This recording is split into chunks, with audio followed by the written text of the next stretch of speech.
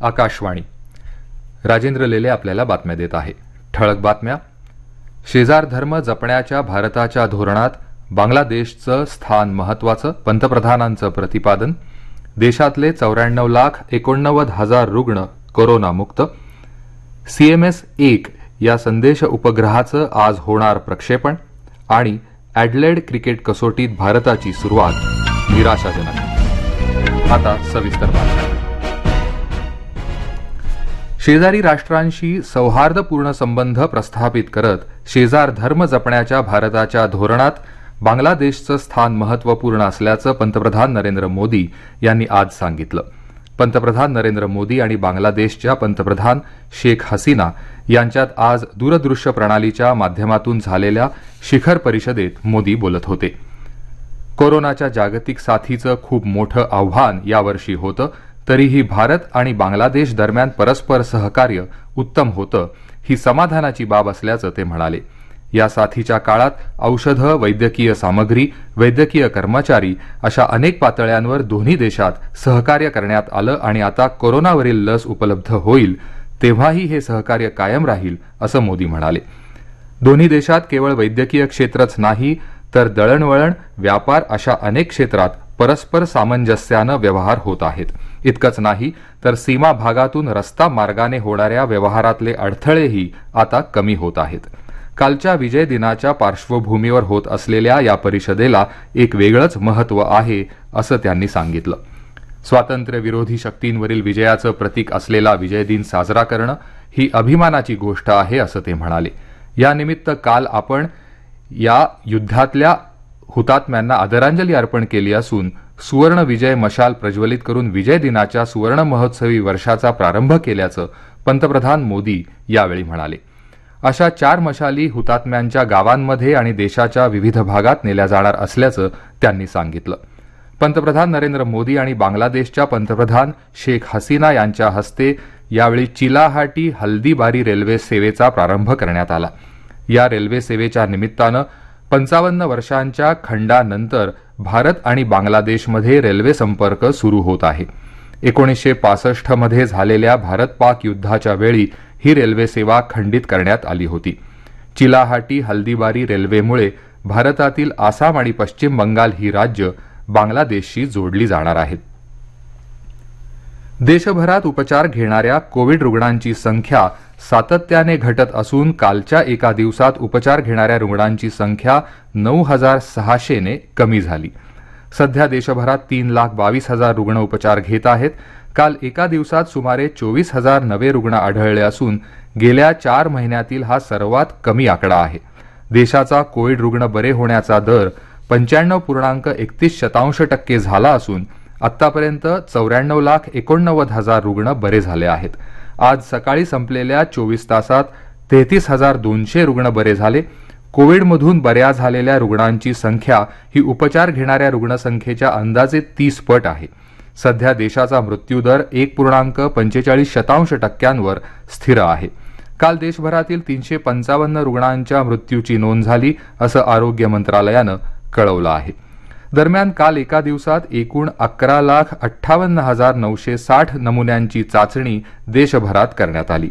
आतापर्यंत देशात एकूण 15,78,05,240 कोरोना चाचण्या करण्यात आल्याची माहिती भारतीय वैद्यकीय संशोधन परिषदेनं दिली आहे. कोरोनावरील स्वदेशी बनावटीच्या कोवॅक्सिन या लशीच्या पहिल्या टप्प्यातील वैद्यकीय चाचण्यांदरम्यान शरीरात चांगली प्रतिकारशक्ती निर्माण होत असल्याचं आढळून आलं आहे. या लशीच्या भारत बायोटेक या उत्पादक कंपनीने पहिल्या टप्प्यातील चाचण्यांचा सविस्तर अहवाल जारी केला आहे. ही लस 2 ते 8 अंश सेंटीग्रेड तापमानात साठवली जाऊ शकते. त्यामुळे राष्ट्रीय लशीकरण योजनेसाठीही ती उपयुक्त असल्याचं मत भारतीय वैद्यकीय संशोधन परिषद अर्थात ICMRनं दिलं आहे. ICMRचाही या लशीच्या निर्मितीत सहभाग आहे. केंद्रीय परराष्ट्र व्यवहार मंत्री S. जयशंकर यांच्या हस्ते देशाची आर्थिक मुत्सद्देगिरी दर्शवणाऱ्या संकेतस्थळाचं काल उद्घाटन करण्यात आलं. या संकेतस्थळाद्वारे भारताची क्षेत्र आणि राज्यनिहाय आर्थिक क्षमता दर्शवण्यात येणार आहे. परदेशी गुंतवणूक आकृष्ट करण्याच्या विशेष उद्देशाने या संकेतस्थळात सरकारनं व्यापार सुलभतेसाठी उचललेली पावलं, योजनांमध्ये करण्यात आलेल्या सुधारणा दर्शवण्यात येणार असल्याचं जयशंकर यांनी यावेळी बोलताना सांगितलं. जर्मनीमध्ये कोरोना संसर्गात वाढ होत असून खबरदारीची उपाययोजना म्हणून सरकारनं 10 जानेवारीपर्यंत देशात कडक टाळेबंदी घोषित केली आहे. शाळा तसंच अत्यावश्यक सेवेत नसलेले उद्योग पूर्णतः बंद करण्यात आले आहेत. आगामी नाताळ सणाला होणारी गर्दी लक्षात घेता इतर युरोपीय देशांनीही कोरोना प्रसार रोखण्यासाठी निर्बंध लागू केले आहेत. हे राष्ट्रीय बातमीपत्र आपण आकाशवाणीच्या पुणे केंद्रावरून ऐकत आहात. या बातम्या आपण न्यूज ऑन AIR या ॲपवर देखील ऐकू शकता. ताज्या अपडेट्ससाठी आपण आम्हाला फॉलो करू शकता. आमचं Twitter handle @AIR news Pune, Facebook page all India radio news Pune आणि Marathi news Pune all India radio या आमच्या यूट्यूब चॅनलवर. भारताच्या CMS-1 या संदेश उपग्रहाचं प्रक्षेपण आज दुपारी 3:41 भारतीय अंतराळ संशोधन संस्था म्हणजेच इस्रोच्या आंध्र प्रदेशातील श्रीहरिकोटा इथल्या सतीश धवन अंतरिक्ष केंद्रावरून होणार आहे. यासाठी काल दुपारपासूनच 25 तासांची उलट गणना सुरू करण्यात आली. PSLV यानाद्वारे केलं जाणारं हे 52वं प्रक्षेपण असून इस्रोची ही 77वी प्रक्षेपण मोहीम आहे. भारताबरोबरच अंदमान, निकोबार आणि दूरच्या बेटांवर संवाद साधण्यासाठी हा उपग्रह उपयुक्त ठरणार आहे.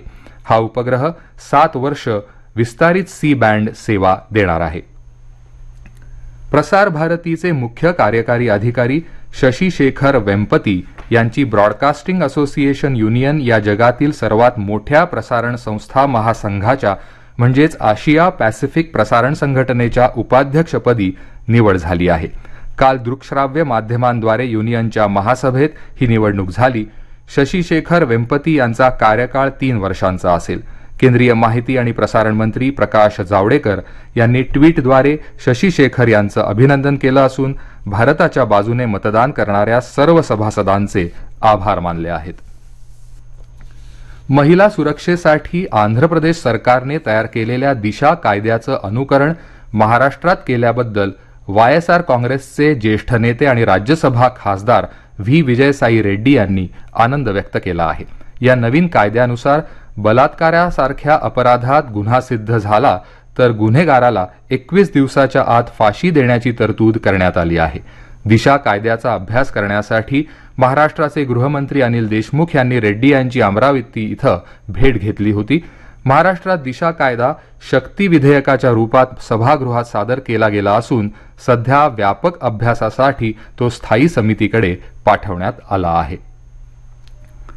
पश्चिम गोदावरी एलुरूमध्ये आढळून आलेल्या गूढ आजाराविषयी आंध्र प्रदेशचे मुख्यमंत्री YS जगनमोहन रेड्डी यांनी काल दृकश्राव्य माध्यमाद्वारे वैद्यकीय तज्ज्ञ आणि केंद्रीय पथकातील सदस्यांशी संवाद साधला.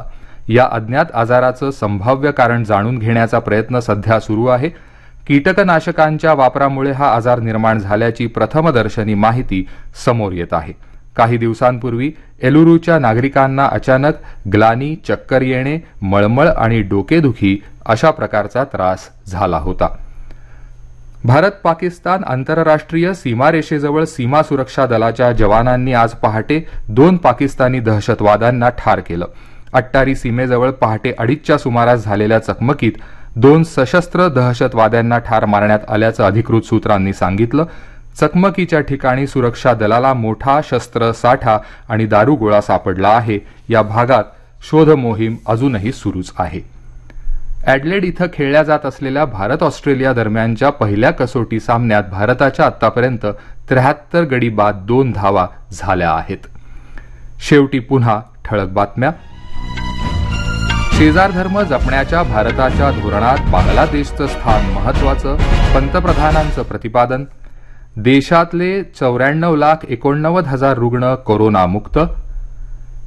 CMS-1 या संदेश उपग्रहाचं आज होणार प्रक्षेपण. आणि ॲडलेड क्रिकेट कसोटीत भारताची सुरुवात निराशाजनक.